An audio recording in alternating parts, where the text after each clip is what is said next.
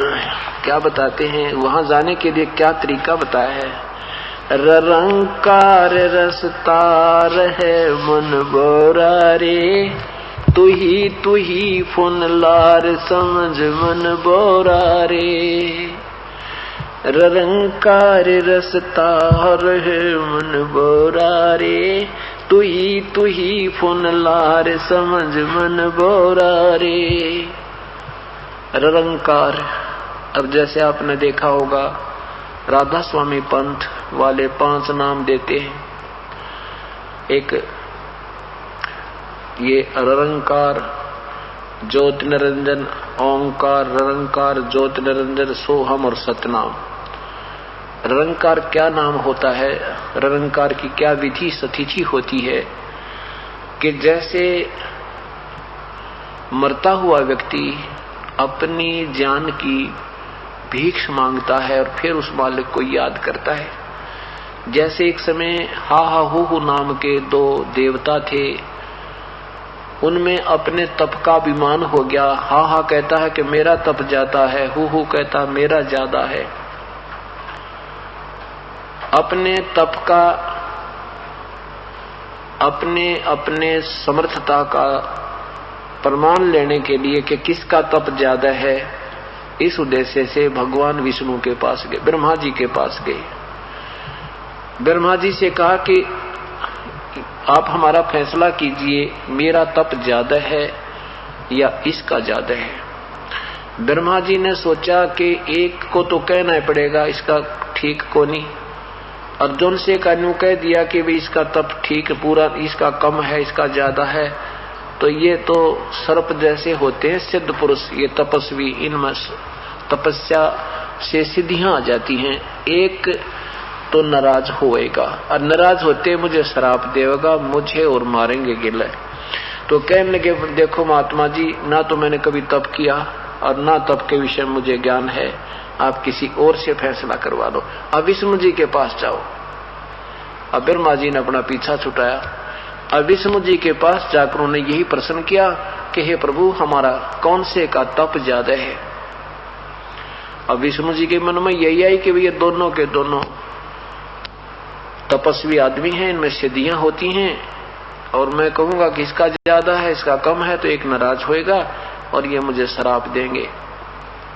कहने लगे देखो महात्मा जी, मुझे इतना समय नहीं और ना ये तप हमने कभी इतना किया जितना आपने किया है, तो ये तो वही बता सके जिसका जो इसका जानकार हो। आप शिव जी से बात कर लो।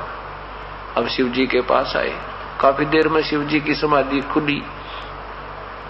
फिर शिव जी से प्रार्थना की कि हे भगवान, हमें बताओ हमारे कौन से का तप ज्यादा है। शिव जी ने सोचा भाई ये एक को तो कहना ही पड़ेगा, तो दूसरा नाराज होएगा। भगवान शिव ने भी तरीका यही सोचा कि इस बलाने टाल दूं। भगवान शिव जी ने कहा कि आप मतंग ऋषि के पास जाओ, वो बड़े तपस्वी हैं और तप के विषय में वही जानते हैं ज्यादा। वो मतंग ऋषि के पास आ गए। मतंग ऋषि बड़ा डिल डोल था, तगड़ा, पूरा बहुत मजबूत, मोटे, बहुत तगड़ी सेहत थी। और दोनों आ रहे थे, उन्होंने देखा कि वो साथ सामने मतंग ऋषि की कुटिया है। मतंग ऋषि बाहर एक वृक्ष के नीचे बैठे, उन्होंने पूरी पाड़ की पाड़, लंबे चौड़े तगड़े। तो कहने लगे, वह पूछा भी कौन से मतंग ऋषि? तो किसी संत ऋषि ने बताया कि वो बैठे सामने वृक्ष के नीचे।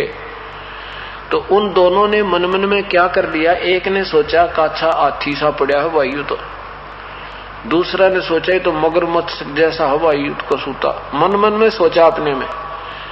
और मतंग ऋषि के अंदर काल ने उसकी बुद्धि ऑन कर दी कि इन्होंने ऐसे सोचा है।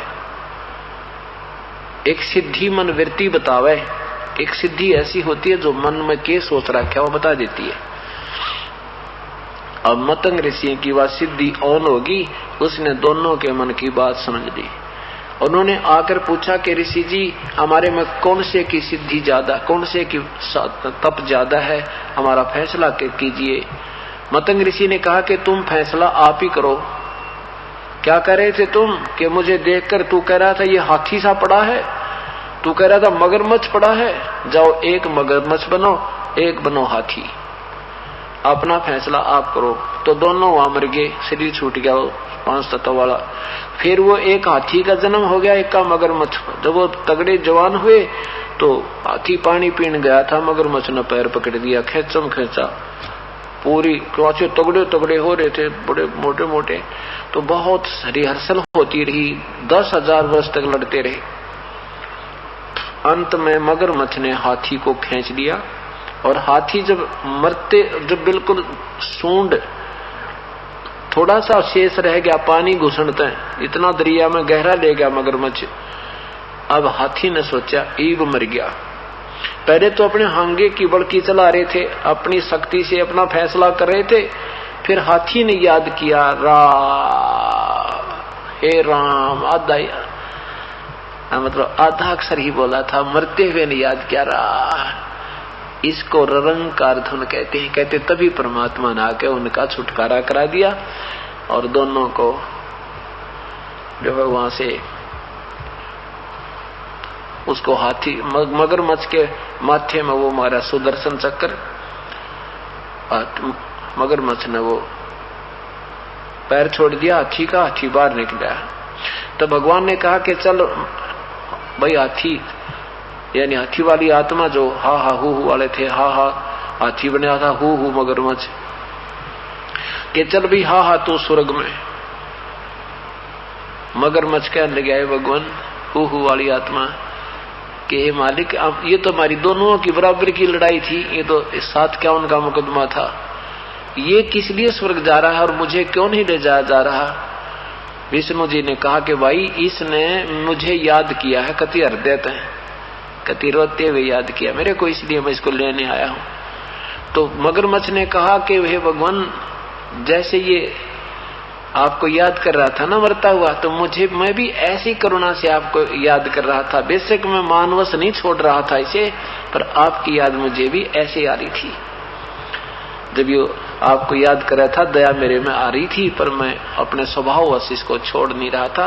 आप तो अंतर्यामी है। तो दोनों का ही वो छुटवा कर शरीर और विमान में बैठा कर और फिर वहां स्वर्ग तक ले गए। इनका तो बस स्वर्ग में जाना रहना यह बड़ी बात मान रखी न, इति से में गज और गरा की मुक्ति मान रखी है, ये कोई मुक्ता मकता नहीं। बाकी उदाहरणार्थ समझाया जाता है।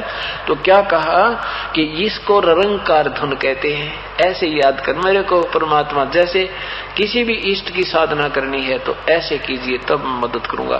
तो यहाँ क्या बताते हैं, ररंकार रसता रहे मन बोरा रे, तू ही फुन लार समझ मन बोरा रे। जैसे माँ के गर्भ में आप करा करता ना, हे मालिक, बोलते निकले कोई ना, तू ही है, तेरे बिना कोई दूसरा मेरा साथी नहीं है। कहते वही सतीची तू ईब बना ले, अब भूल जाए नकली नाते और रिश्तों को, केवल मुझे याद कर। बाकी अपना जो मैंने तेरी ड्यूटी लगाई है वो भी करता रहे।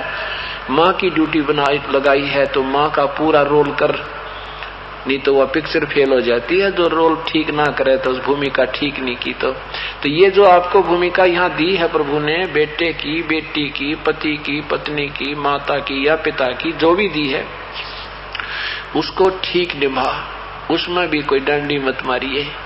और फिर अपनी भक्ति में नागा मत करना, फिर मैं तेरे साथ रहूंगा। क्या बताते हैं, ररंकार रसता रहे मन बोरा रे।